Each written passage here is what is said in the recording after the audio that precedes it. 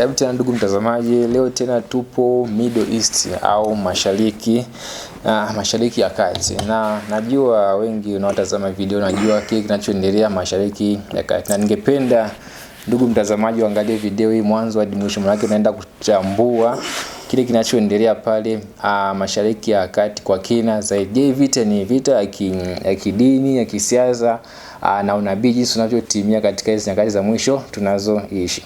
Kwa mwalimu, ningependa kabla hujaendelea mbali ueleze kidogo. Je, unadhani vita inayoendelea mashariki ya kati, maana inatikisa sana dunia, ni vita ya kidini au ya kisiasa? Maana wengine wanasema ni vita ya kidini, ila wengine wanasema hii ni vita tu ni kama kisiasa, sio ya kidini. Hivi ningependa uanze kwa hapo. Hivi unadhani ni vita ni ya kidini au ya kisiasa, au ni vita gani, ya kiuchumi au?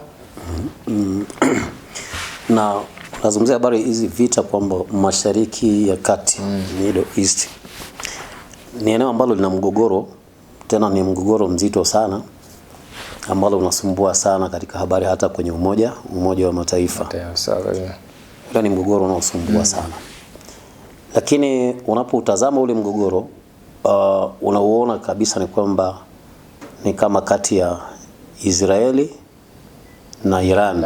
Yani Marekani anaingia kwa sababu Marekani wakati wote yuko upande wa Israeli. Karibu wakati wote yuko upande wa Israeli. Lakini vile vita kuna uhasama ambao ni endelevu sana kati ya Israeli na Iran.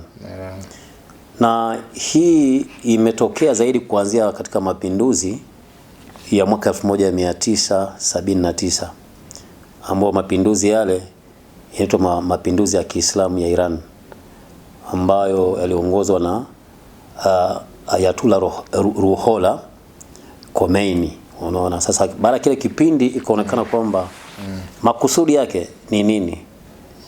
Makusudi yake ukitazama mpaka anaandika Jamhuri ya Kiislamu ya Iran. Maana yake ni kwamba anajaribu kutengeneza mazingira ya kwamba Iran iongozwe katika misingi ya kidini. Lakini ya dini gani? Maana yake misingi ya kidini ya Kiislamu. Japokuwa wa Iran ni wa Shia, ni tawi la Uislamu, lakini ni wa Shia, ila wanasema ni Waislamu. Na kama unakumbuka ni kwamba mapinduzi yale mwaka 1979 yalimuondoa anaitwa Shah wa Iran kipindi hicho 1979. Na wa Marekani walikuwa wakiendesha makampuni mengi kule, na kwa namna fulani ikaleta uhasama kipindi hicho na Marekani. Kulitekwa mateka wengi wa Marekani wakazuiliwa. Lakini ulivyosema kisiasa, kidini, maana ukishahusisha taifa la Israeli ni taifa ambalo linazungumzwa sana katika habari ya Biblia. Unaona, kwa mantiki ile, maana ni kwamba upo uhasama zaidi ambao ni wa kidini zaidi. Japokuwa ukitazama dunia ilivyo ni kwamba kwa mfano Uislamu asilimia kubwa ni kwamba dini na siasa huwa vinakwenda kwa pamoja. Unaona, na ukienda dini unaenda siasa, lakini mwisho unaingiza jamii, au inakuwa ni masuala ya uchumi nayo yanaingilia, kwa sababu watu wengi wanasema siasa ni uchumi. Ni namna ambavyo dunia au mtu kuweza kugombania madaraka kwa ajili ya fahari au kwa ajili ya mali au kwa ajili ya utawala na utukufu, kwa sababu wanadamu wanakuwa kama ni mtawala. Kwa vita vya Middle East ukivitazama vizuri kabisa ni kwamba ukiacha hiyo mwaka 1979, nadhani vilianza mapema wakati taifa la Israel lilivyoundwa rasmi mwaka 1948 kwa mwaka 1948 vimepiganwa vita vingi. Lakini hivi vya awamu hii sasa nchi nyingine zikawa zimejaribu kwenda na kuviona, lakini baadaye wengi wakawa wamecompromise. Maana yake ni kwamba wameamua kwamba hivi vita huwa tunaviona kwamba havitufikishi mahali popote. Na ndio kuna baadhi ya nchi za Kiarabu ambazo mpaka sasa zimekuwa kama ni secular government, zimeona kwamba msimamo wa dini uwe ni msimamo wa mtu mmoja. Na ndio maana kama kumbuka kuna mtu mmoja anaitwa nani huyu aliyekuwa anasema vita hivi sisi Uislamu ni amani, kwa badala ya kutumia silaha watumie kueneza neno. Huyu msema nani huyu ambaye sasa yuko Indonesia, huyu bwana ambaye ni mhubiri maarufu sana, kumsema mara nyingi, kina Dr. Zakir Naik, kwamba wanajaribu kueleza sasa kwamba dini hamna, tuende katika mfumo wa hoja, tujenge hoja kwamba ile jihadi manake iwe dawa, iwe hoja kuwafanya watu washawishi kwamba waingie katika Uislamu. Kwa sababu pale mwanzoni japokuwa ilikuwa hivyo, lakini toka kipindi cha Muhammad amepigana vita vingi. Vita hivi vinaitwa vya jihadi, lakini wakati wake akijaribu kueneza dini katika masuala hayo ya silaha na masuala hata katika nguvu ya hoja, lakini ukitazama ni kwamba silaha zimetumika zaidi kueneza Uislamu. Na ukifuatilia vizuri katika jamhuri masuala ya Kiislamu kuanzia kifo cha Muhammad katika mwaka 632, unasoma Daniel kwamba toka ile chukizo la uharibifu itakapoondolewa mpaka nini, mpaka kukanyikisha, kuna kama chukizo la uharibifu itakapoondolewa zitapata siku 1290. Ukifuatilia vizuri kwamba kuanzia mwaka 1932 ukiangalia ile miaka siku 1290 ambayo ni miaka 1290, unaikuta ni kwamba inafika kwa mtu mmoja anaitwa Mustafa Kemal ambaye ndio baba taifa la Uturuki. Kwa hiyo kuanzia kile kipindi 1922 ndio kama ukifuatilia vizuri kwamba ule mfumo wa moja kwa moja wa kidunia wa Uislamu kuitawala dunia ni kama ukawa umefika mwisho, na watu wakaenda katika masuala secular government au ustaarabu. Secular maana ni kwamba wakaamua kwamba hapana, swala dini liwe la mtu binafsi, ashawishiwe kutoka atakavyoona, lakini asilazimishwe. Sasa hii awamu ya pili ndio nao kuambia sasa ikabidi kwamba baada ya mapinduzi ya Iran ikaonekana kama ni awamu fulani sasa ya pili ya nchi ikaibuka kama kinara katika Middle East. Maana yake Iran kuibuka kama kinara kutaka kuunganisha Waislamu duniani ili kwamba waweze kutawala. Maana yake wanakumbuka ile golden age, kipindi ambacho Uislamu ulishaipata kuitawala dunia. Ni bahati mbaya sana ukifuatilia mara nyingi taifa likiinuka likianguka au mfumo ukiinuka huwa hauinuki tena. Kwa hiyo swala kubwa sana mimi ninacholiona kwamba dini katika Middle East inachukua nafasi kubwa zaidi. Tofauti kwa mfano ukitazama kwa mfano vita kati ya Russia na Ukraine, pale dini hamna. Unaona kabisa kwamba ni swala uchumi, kwamba Russia inataka ipate mlango bahari kwenda Black Sea, kwenda katika eneo liloteka la Crimea. Kwa wao ukiwatazama pale swala la dini, tena watu aina moja, swala la dini hamna pale. Swala ni kujipanua kinguvu na kiuchumi taifa la Russia. Lakini ukitazama Iran, kuna watu wengi wanazungumza habari ya mafuta kwamba labda mara nyingi Marekani kila sehemu yenye mafuta kama vimechukua kule Venezuela na sehemu mbalimbali. Sawa. Katika miaka ya kati ya 1930 baada ya vita vya kwanza vya dunia. Maana ile vita vya kwanza vya dunia katika nchi nyingi za Kiislamu zilianza kuanguka. Na ndio mataifa ya magharibi ikiwepo Marekani yakaanza kupata nafasi kuingia katika Middle East. Na miaka 1900 mwanzoni nadhani ndio ugunduzi wa locomotive, yani ugunduzi wa magari, vyombo vya moto. Lakini hao makampuni ya Uingereza na makampuni ya Marekani ndio waliogundua makampuni ya mafuta katika Middle East katika miaka ya kabla ya vita ya pili ya dunia, baada ya vita ya kwanza ya dunia. Kwa hiyo mapinduzi yale ya 1979 yalijaribu kuiondoa mikataba ambayo nchi za magharibi, Uingereza, Marekani ilikuwepo kule. Kwa hiyo ikaonekana kama kwa kupitia nguvu zile kwamba hapana, tunamiliki sisi. Lakini watu wanasahau tu historia kwamba wagunduzi wa kwanza mafuta japokuwa yao katika sehemu za Middle East ni Marekani na nchi kama za Uingereza. Kwa hiyo dunia ilivyo, maana yake ni kwamba kuna namna ya uhusiano katika dunia. Tunaishi katika sayari moja ya dunia, kwamba upande mmoja unaweza ukabarikiwa kuwa na kitu, upande mwingine usiwe nacho. Kwa mfano ukiangalia Middle East unakuta kuna jangwa, lakini sasa imebuka mafuta. Kwa hiyo kupitia mafuta wanapata pesa nyingi, alafu wanapelewa vyakula, nchi inabadilika. Kwa hiyo duniani tuna asili ya kutegemeana. Sasa kuna kutegemeana na kuna kuaminiana. Yaani kuna kutegemeana na kuaminiana. Kwa mfano kuna nchi ambazo zina mabomu ya nyuklia. Lakini kwa nini Iran inazuiliwa? Ikaonekana Iran haijakaa sawa, ikaonekana haiaminiki. Na ninachotaka kusema hizi dini kinachozungumziwa hapa ni extremism. Extremism maana ni misimamo mikali ya kidini. Si umeelewa? Misimamo mikali ya kidini. Ile misimamo mikali ya kidini ukitazama ni kwamba baadhi ya watu wengi duniani wameona hii misimamo mikali ya kidini haina maana sana.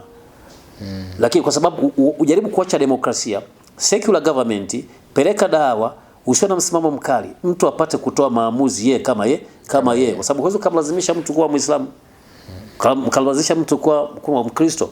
Au mtaka kusema hivi kwa mfano dini hizi tatu, dini ya Judaism ile dini sio dini ambayo ni evangelical, yani ni dini ambayo huwa haisambazwi kwa watu wengine. Ina maana ni dini kutokana na taifa, ni dini ya taifa. Unakuwa Myahudi kwa sababu ya kabila na taifa lile. Kwa hiyo maana ni kwamba wao wana mipaka yao kamili ambayo iko katika Middle East, ambayo katika nchi ya Israel ndio nchi yao, katika nchi ya ahadi. Ukija Uislamu, maana Uislamu ni evangelical, ni dini ambayo inaenea kwa ajili, yani inatangazwa kwa ajili mtu yote awe Muislamu, awe Muislamu. Unaona, ukija Ukristo unakuwa hivyo. Sasa tofauti yake, Judaism iko pande mbili. Inaruhusiwa katika habari hata kupambana vita. Unakuta Uislamu unaruhusu vile vile vita vinaweza vikawepo, diplomasia ikawepo.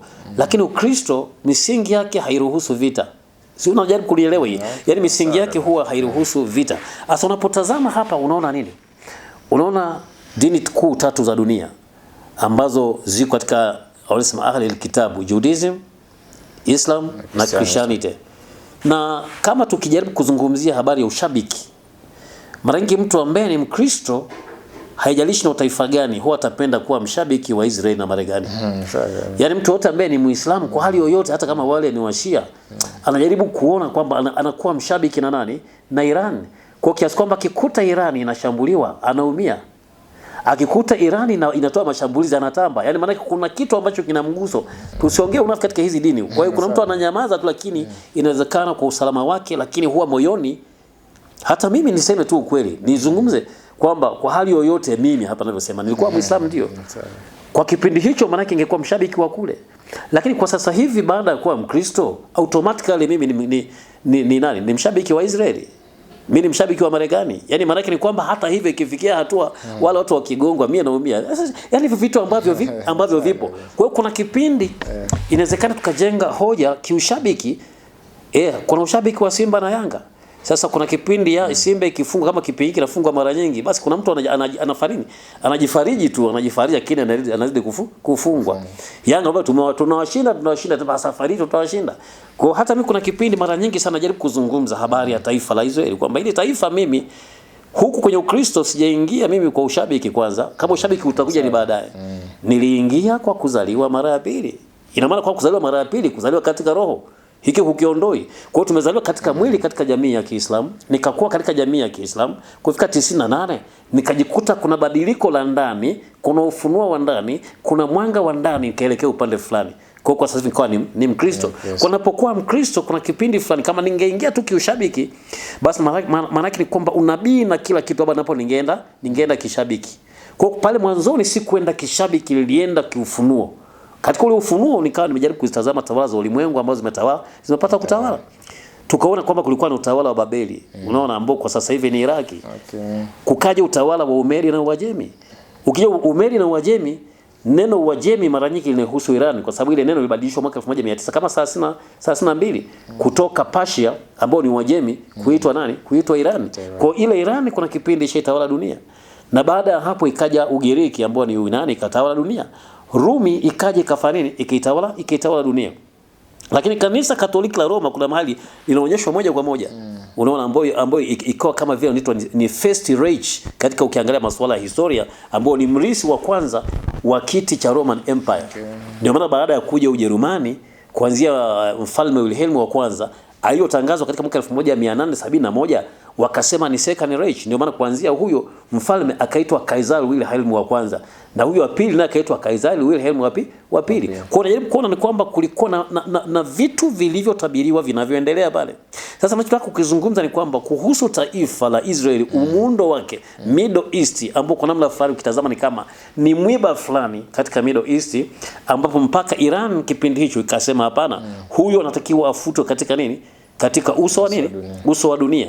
Sasa unapotaka kusema afutwe katika uso wa dunia, na yule anasema hapana, kama ni kufutwa wewe Irani ndio ufutwe katika uso wa dunia. Sasa ile tayari maana yake ni kwamba ile huyu Israeli ana msimamo mkali. Na kama Israeli ana msimamo mkali, tunajaribu kumuona Israeli kama taifa teule. Tunaliona lile. Na ninachosema kuona, najaribu kuondoa unasema dini na siasa, politics. Dunia iko pamoja, kuna vitu kama hivyo. Maana yake dunia imekwenda na dini, dunia imekwenda na siasa, huwa vinaenda pamoja. Japokuwa kuna kipindi ambapo wanadamu wanaweza kaamua sasa kuwa na mawazo bila kuingiza dini. Kwa mfano, mawazo kama ya komunisti na mawazo ya ukapitalisti, yani maana ujamaa na ubepari, yale ukiyatazama hajafungamana na misingi ya kidini. Kwa hiyo ukitaka kuzungumza hivi ni kwamba kulivyokuwa na vita baridi, kulikuwa na nchi za magharibi na mashariki, kwamba magharibi kiongozwa na Marekani ni capitalist states, kwamba zifuate mfumo wa utawala na uchumi wa kibepari. Lakini nchi ya Urusi na nchi nyingine nasema hapana, mfumo mzuri ni wa ujamaa. Sasa ile ikapimwa katika miaka 46 kuanzia 1945 baada ya vita vya pili vya dunia mpaka mwaka 1990 ngapi na moja. Kufika mwaka 91 ile miaka 46 dunia ikaonyesha kwa asilimia kubwa, ukiacha nchi kwa mfano kama China, kwa sababu China ilikuwa na mfumo wake wakati mataifa ya Ulaya yanaingia, haikufungua milango, ilikuwa na ustaarabu imara sana muda mrefu. Lakini baada ya hapo tunajaribu kuona kwamba mataifa yote yaliyofuata mifumo ya kijamaa duniani, maana kuanzia mwaka 91 akaya yameshindwa, ikiwepo Union of Soviet and Socialist Republics ambao ilikuwa na nchi karibu 15. Baadaye 91 ile zilianguka zote ndio wiki. Leo sio USSR ni Russia. Kwa hiyo kuona ni kwamba nchi pekee nayo ilibadilisha. China kuna katikati jaribu kubadilisha mfumo. Ule msimamo mkali sana wa kijamaa maana uliondoka. Na nchi zote ambazo zina msimamo mkali wa kijamaa, kwa mfano kuna Korea Kaskazini, lakini kuna Cuba. Unaona Venezuela itakayofuatilie. Kwa hiyo nchi ambazo ziko kindakindaki katika mifumo jamaa zikawa zimefeli dunia, mifumo zimefeli duniani. Na sio hilo tu, hata zile ambazo zinajaribu kufuata misimamo mikali sana ya kidini, labda Afghanistan, Yemen takaingilie, nchi zote zinapokuwa na misimamo mikali ya kidini zinakosa huwa mara nyingi huwa zinakosa kufanikiwa, ni kama zinalazimisha, kwa sababu dunia hii mtu halazimishi kuwa na dini fulani. Wapo watu wanataka tu kuenjoy duniani. Sasa kama wewe unataka dini iwe ni ya kwako, kama unataka kwenda mbinguni wewe, sawa, unataka wewe, sio lazima. Kuna watu hata hivi kwa mfano mashairi wao wakisema naenda mbinguni wanakukatalia, wenyewe wanarisi nchi. Kuna watu wanaenda peponi. Kwa katika swala hili ukilazimisha, kwa vile vitu unavyosema chimbuko lake hata sasa aliyeshambulia unajua ni nani? Si ni alianzisha ni Israeli, japokuwa ametoa taarifa kwa nani? Kwa Marekani. Na kuna kitu unachojaribu kukiona tena kwamba kuna ushupavu katika vita vya siku 12. Ni kama Iran ikaona kama inaweza. Leo hata waziri wa mambo ya nchi za nje wa Iran huwa anajaribu kuzungumza kwamba kuna namna fulani ya kebehi wanaitumia. Trump ameshindwa, hakuna anachokifanya. Sasa wanapofanya vile unajaribu kuwashangaa, ni ile extremism. Ni mtu tu ambaye anajua kwamba alright, sio mbaya hata kama mmetuua 1000, ninyi tumeua 11, si ninyi mmekufa. Lakini ukitazama katika takwimu za ushindi wa hesabu za kidunia, unaona anayeelemewa ni nani? Unamwona kabisa huyu anaelemewa. Na ndio maana kama ninavyosema, fikiria swala ambalo wanalolifanya Israel. Mtu maarufu kama Ayatollah Ali Khamenei inafikia hatua ndio supreme leader. Supreme leader ndio kiongozi mkuu wa Iran. Matokeo yake ni kwamba ghafla tu tayari mnakuta mtu amefanya nini? Amekufa namna ile, yani amekufa namna ile. Sasa kama unavyosema walivyoenda kwa nani? Kwa Nicolas Maduro katika nchi ya Venezuela. Mnakuwa na rais wenu, halafu nafikia hatua mnaamka asubuhi kaibiwa. Huu nao ni ubabe wa kupita kawaida. Kuna watu walikuwa wanajaribu kusema kwamba China itaingilia sana vile vita. China inajaribu kujua kwamba katika hivi vita hawa watu kuna masuala yao ya kidini. Mimi China niko kiuchumi zaidi. Mimi China habari za Muhammad mimi sielewi sana. Kuna Wachina wachache hata Waislamu hawakubaliki zaidi nini? Wananyanyaswa sana China. Kwa China inachokiangalia ni kwamba sasa hivi inajaribu kuangalia secular, inaitazama dunia. Kwa sababu inatazama dunia maana yake ni kwamba haiingilii. Ikiona hakuna maslahi haingilii, inachokiangalia ni maslahi. Kwa sababu leo mapambano yaliyopo sasa hivi ni China na Marekani katika masuala ya uchumi. Kwamba Marekani ni first economy. Halafu China ni second economy. Sasa China inajaribu kugundua kwamba kilichomsababisha Marekani kafikia pale ni kitu gani? Kwamba kuanzia katika vita vya kwanza vya dunia haikuingia mapema Marekani. Vita vya pili vya dunia haikuingia mapema Marekani. Kwa hiyo kuonekana kwamba nchi za Ulaya pamoja na Urusi zimepata madhara makubwa na mtikisiko mkubwa wa kiuchumi. Kwa hiyo Marekani vita vya kwanza vya dunia iliibuka ikiwa na nguvu. Vita ya pili ya dunia. Nasema umezungumzia kidogo, nimeshaona kidogo. Umezungumzia kuhusu Iran kwamba ni Islamic State. Ukiangalia pale Middle East kuna nchi nyingi za Kiislamu, na ukiangalia asilimia kubwa za nchi zile haisupport, ni kama hajampa mkono, hajamuunga moja kwa moja Iran kupambana na Israel. kama vile nchi naweza nasema kuna nchi za kama Kota ambako wameshambulia. Sasa kwa nini unadhani kwamba nchi za Kiarabu au za Kiislamu hazijamunga mkono moja kwa moja Irani kwa ili kumshambulia Israeli na Marekani? Kama unavyosema ni kwamba bado kuna pande mbili hapo. Umesema kuna pale mwanzoni umeona ukagusisha dini aidha na siasa. Wanauzi dini kwa mfano kama ulivyosema mwanzoni kwamba ile Irani wanasema Islamic State of Iran kwamba Jamhuri ya Kiislamu ya Iran. Lakini ukifuatilia kwa asilimia kubwa ni kwamba wa Irani ni sio wa Sunni, wa Irani ni wa Shia. Wanakuja Iraki labda wanakuja Saudi Arabia wale ni nini? Ni wa Sunni. Ndio maana nikakwambiaje kwamba nchi inaweza ikawa ina dini mbalimbali lakini isichukulie msimamo mkali wa kidini. Mfano Tanzania kuna kipindi Mwalimu Nyerere alipata kuzungumza kwamba Tanzania nchi serikali haina dini. Lakini kila mtu ana uhuru wa kuabudu dini anayotaka. Unaona mchezo unavyokaa vizuri. Ukishakuwa na uhuru huo wa kufanya hivyo ukatenganisha dini na siasa, maana ni kwamba siasa inawahusu watu wote, lakini dini huwezi ukalazimisha watu wote kwenye dini fulani. Unaona? Hata siasa yenyewe katika nchi nyingine hiyo kuna kwa saa nyingine kuna vyama vya upinzani ambavyo kwa namna fulani sasa watu bado wapime hoja za hawa na hoja za wale. Mwisho wa siku ni kwamba binadamu afikie viwango vya juu vya ukamilifu. Kwa sababu ukimfusi katika swala dini, katika vitu visivyoonekana, anakuwa kuna kati fulani hafikii viwango vya kutumia ubongo wa akili alionao. Mtu wa dini atasema huo ubongo kapewa na Mungu, lakini hakuna aliyepata kumuona Mungu. Kwa hiyo kuna watu mpaka wanafanya research, dunia imetoka wapi, imekuwa vipi. Kwa sababu ukimwambia Mungu unakuwa unampa majibu mepesi katika maswali magumu. Kwa hiyo unajaribu kuacha watu wajiendeshe, wajenge hoja. Wanapojenga hoja wakubaliane. Kwa hiyo unavyosema hizo nchi nyingi zilizozungumza ni kwamba hizo, kwa mfano ukichukua Qatar, ukachukua Kuwait, ukachukua Bahrain, ukachukua United Arab Emirates, ukachukua Iraki, kuna baadhi ya nchi nyingi ambazo unaziona kuna bases za kijeshi za Marekani. Yaani zile bases maana yake kuna kambi za kijeshi kuna makubaliano katika zile nchi. Lakini ukizifuatilia hivi kwa mfano Qatar yenyewe unachosema ni kwamba zile falme zimejaribu sasa kwamba japokuwa ni Waislamu lakini si wale Waislamu wenye msimamo mkali. Waislamu wenye msimamo wa wastani.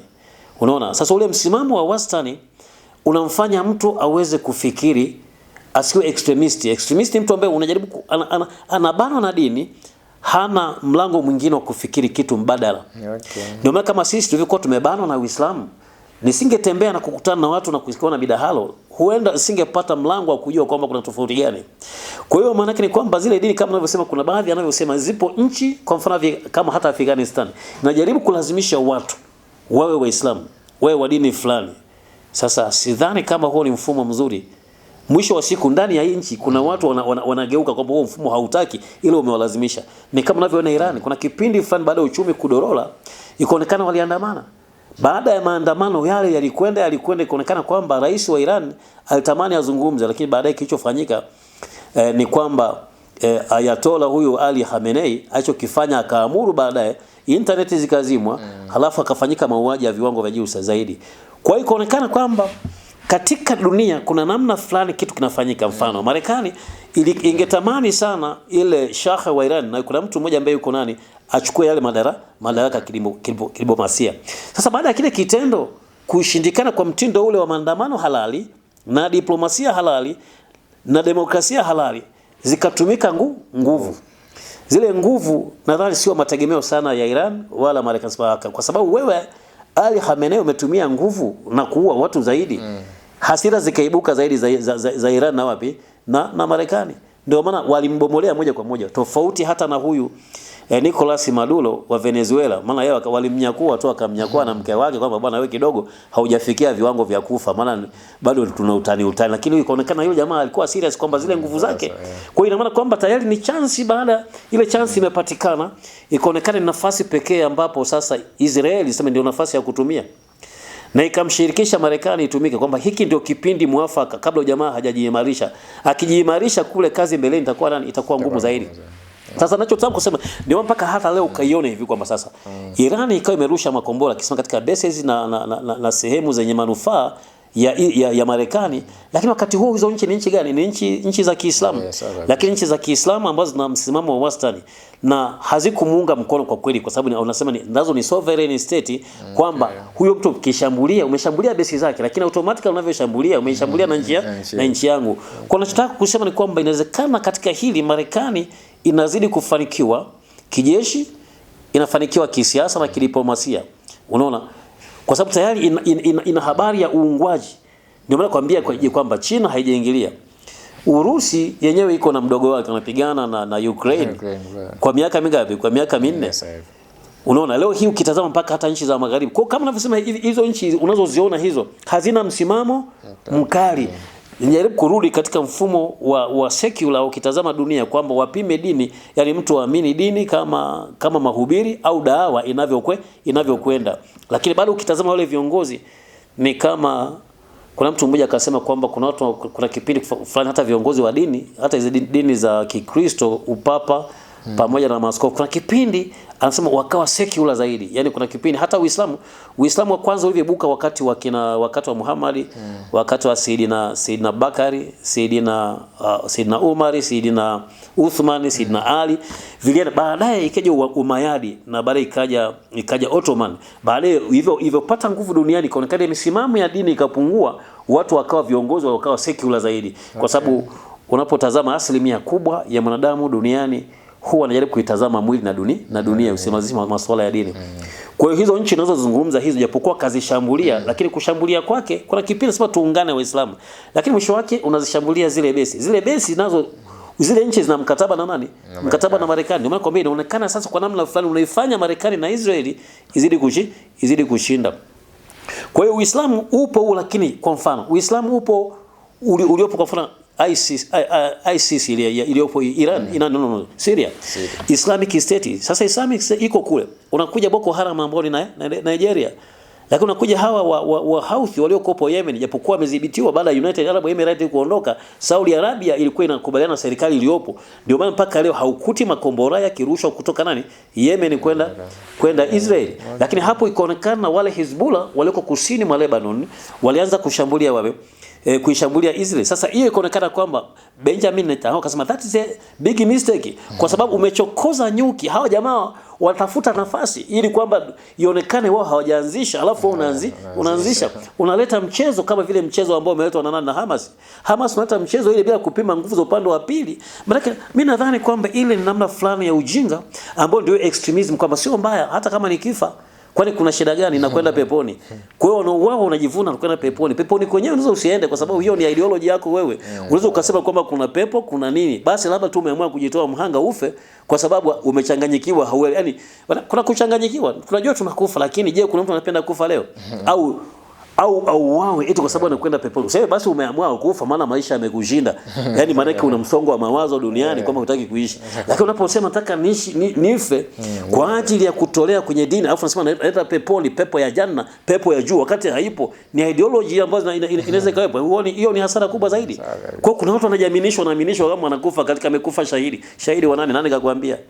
Kwa namna ambavyo umeaminishwa umenyweshwa kutoka utoto wako. Mbona sisi tulikuwa tunaamini mapema? Mbona sasa hivi siamini? Kwa ni namna umenyoshwa mafundisho gani toka utoto wako? Unashindwa kuruhusu uzee mwema. Unajua ni vizuri zaidi kama mtu inafikia hatua unaishi, unajaribu kumtafuta Mungu, unatafakari, baadaye inafika hatua mtu umezeeka. Kwa mfano kama hata unasema huyo Ali Khamenei baada ya kubomokewa na lijumba, basi angekufa tu kifo vizuri cha kawaida. Unaona, kuliko nafikia hatua unaaminisha watu sio yeye, maana basi kufa peke yako kwa sababu ya ideology zako wewe unasababisha na watu wengine vijana na watu wengi wamekufa. Kwa hiyo nataka kukisema ni kwamba tuende katika habari ya hoja, lakini si katika habari ya kumlazimisha mtu dini. Ndio hicho nasema kwamba hizo swali uliuliza kwamba kwa nini zile nchi za Kiislamu hazimuungi mkono.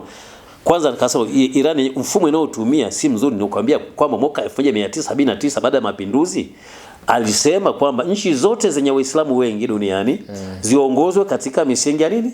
Ya kidini ya Kiislamu. Kwa hiyo inaonekana kwamba viongozi wote ambao hawataki hivyo wapinduli. Akaamua Saddam Hussein wa Iraq apinduliwe. Matokeo yake vilipiganwa vita vya miaka 8. Sasa unajaribu kuona kwamba japokuwa kuna habari ya nationalism, yani utaifa. Sawa, wewe ni Iran. Na yule ni Iraki. Yule ni Qatar. Sasa inategemea unatumia nguvu gani kuunganisha watu, uwaunganishe kidini au uwaunganishe kisiasa. Kwa kuna wakati fulani unaweza kutumia akili mbovu ukashindwa kuwaunganisha nini? Kidini. Kwa kisiasa wako upande wa Marekani. Kwa hiyo kana siasa ikatumia nguvu na uchumi zaidi kuliko dini. Kwa hiyo itabidi wale waelekee upande. Kwa mfano hizo nchi zinazozungumza za Qatar zimeboom.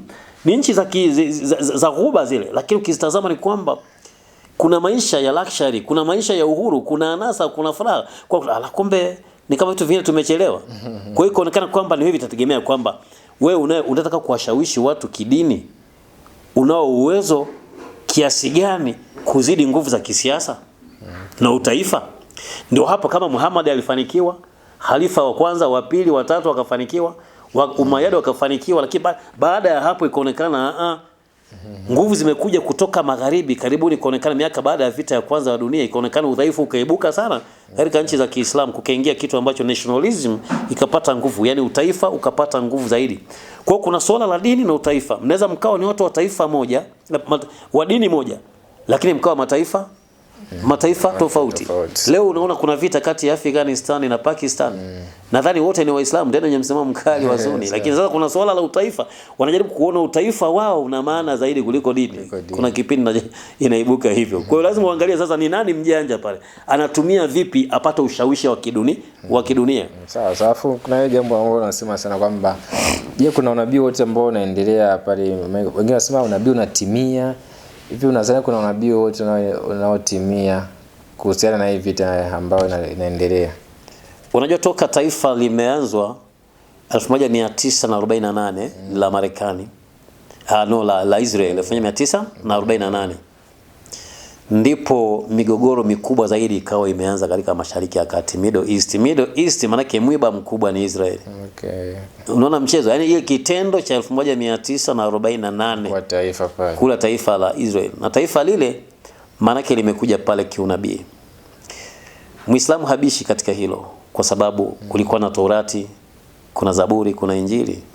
Na kabla ya Qur'ani maana yake kulikuwa na Torati. Torati alipewa nini? Musa baadaye kuna hawa Musa na Injili, kaja Yesu, wale karibu ni Middle East Judaism. Unaposoma kwenye Qur'ani utapata habari za Adam, utapata habari za Nuhu, utapata habari za Musa, utapata habari za manabii, wametajwa majina. Ukiwakuta wale maana yake ni kwamba walioandika vile vitabu kiviangalia sio Waarabu walioandika vile. Vitabu vile kwanza kitabu cha Mwanzo, si Kutoka, Hesabu, Mambo ya Walawi nini, wameandika nini? Si manabii wa Kiyahudi. Yes, sasa kama ni manabii wa Kiyahudi ndio mwisho wa Uislamu, sema nao Waislamu wengine naoza, basi kwa nini mnapigana na Waislamu wenzenu? Si Waislamu nao wale. Kama Wayahudi bado nasema hamna, hao Wayahudi wa kisasa hawa sio wengine. Sasa tuletee wa zamani. Nasema sio wenyewe, hawa ni wazungu.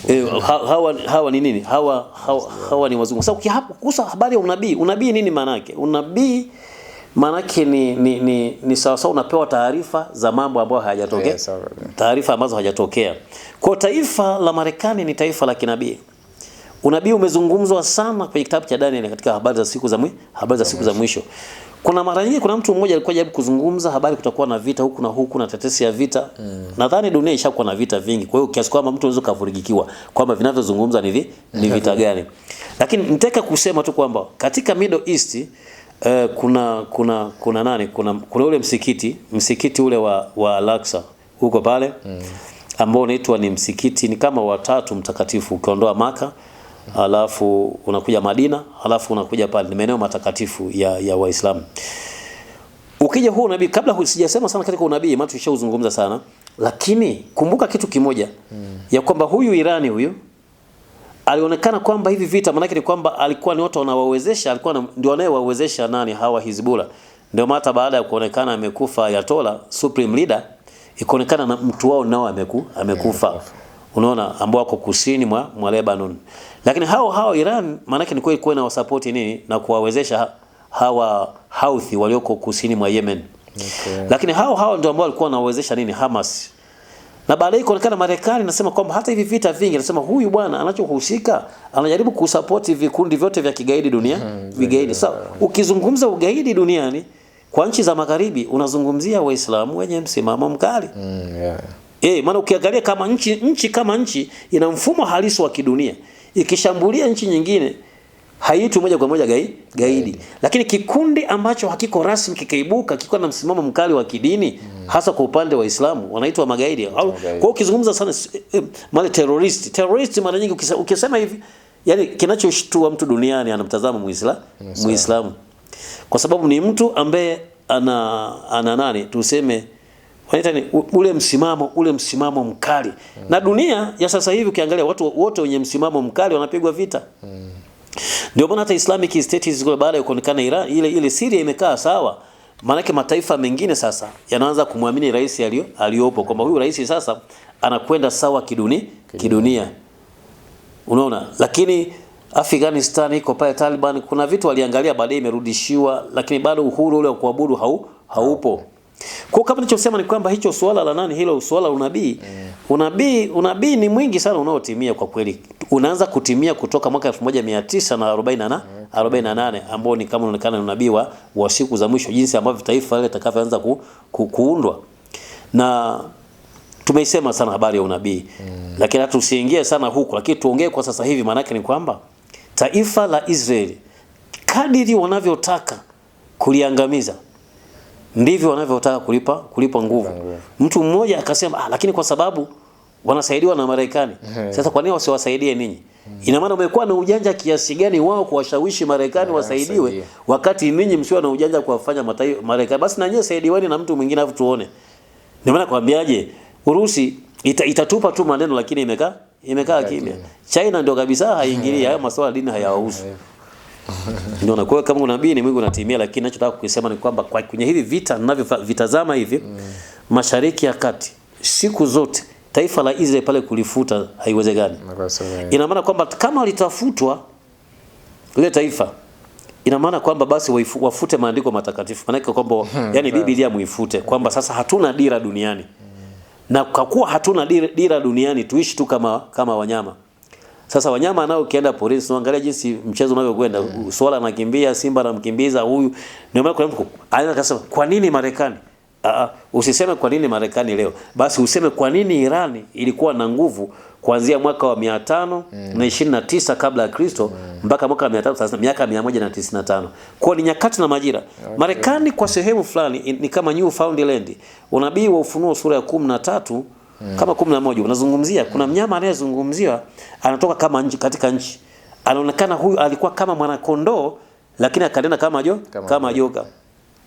Marekani ilichoanza United States of America ile au Amerika yote ile ukiacha Latin America ambayo ina Wakatoliki wengi, lakini ile tunaiona kabisa kwamba kulikuwa na wale Wahindi wekundu walikuwa ni wachache sana.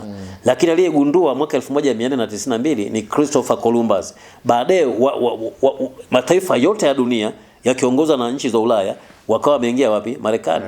Miaka ya 1500 na kitu. Miaka hiyo 1500 na kitu ikaonekana kwamba ni kipindi ambacho ukitazama ni kwamba Uprotestanti uliibuka katika nchi za Ulaya. Kwa mfano Moravian pamoja na Lutheran. Baadaye hata Anglikana. Sasa kipindi hicho ikafikia hatua watu wengi hasa wa dini wakapata kama kimbilio. Marekani ikawa ni kimbilio ya watu wa dunia. Na ndio maana ukiangalia katika masuala ya unabii unapoangalia katika nyakati 7 za kanisa ambapo kuna labda Efeso, Smyrna, Pergamo, Thyatira, Sardi, Philadelphia na Laodikia, lakini tunaona kabisa ni kwamba ni kama kutoka katika Mashariki ya Kati, kutoka Israeli wakati Ukristo unaanza ulielekea upande Warabuni wenda kidogo kinaweza kuenda upande wa magharibi kuanzia Rumi kwenda Hispania, umekwenda Uingereza, umekwenda Ujerumani, baadaye ukavuka bahari ya Atlantic. Sasa angalia makanisa ya kisasa sasa. Makanisa ya kisasa kwa mfano ukija kwa mfano hata swala la Wasabato SDA ambapo Seventh Day Adventist SDA imeanzia Marekani ambao ni kwa kina William Miller na kina L.G. White mwaka 1863.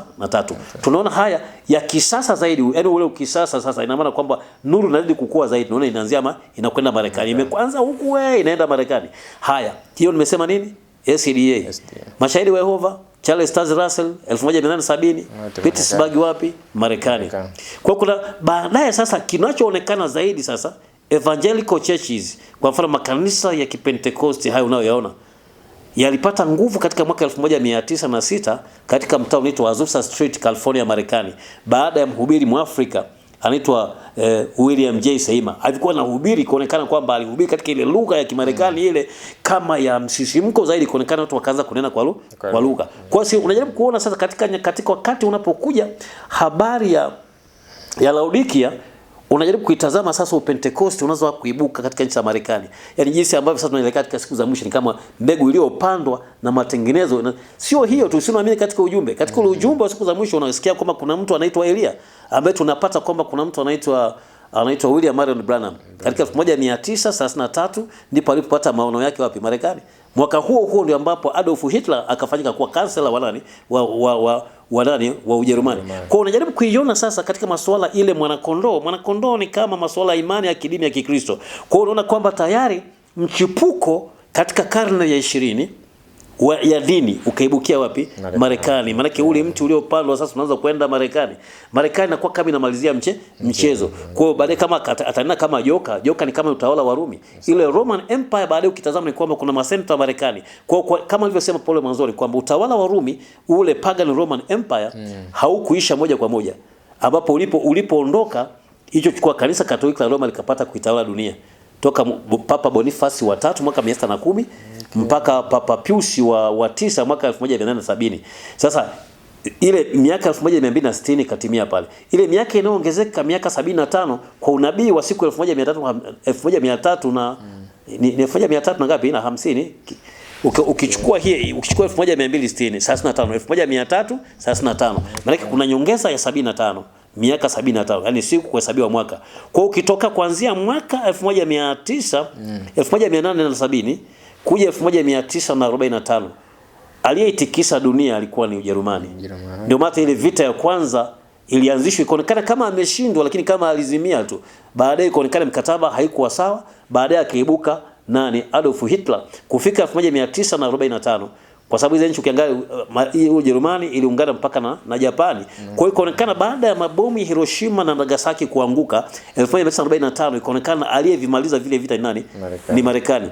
Nadhani kuna mtu mmoja anaitwa nani yule bwana, kama sijamsahau, mwanasayansi mmoja alitoa taarifa kwamba Ujerumani inataka itengeneze bomu la nuclear, la atomic.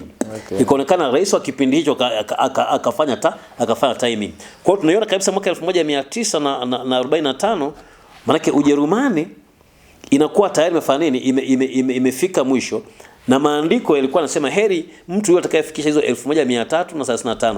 Inazungumza taifa la Israeli. Baada ya mwaka huo ndio unabii unazungumza. Baada ya mwaka huo 1945 ilikuwa tayari sasa mauaji yale yaliokuwa yanafanywa Wayahudi ambao walifanyiwa yakakoma, kwa sababu aliua karibu na Yahudi milioni 6 ataka wateketeze. Sasa unataka wateketeze kama hapa Iran anataka kuwateketeza. Kwa alivyofanya vile sasa kuanzia 1945 ukifuatilia sasa kukawa na vita baridi, ambapo je, ni Marekani ama ni Urusi? Ni capitalism au ni communism?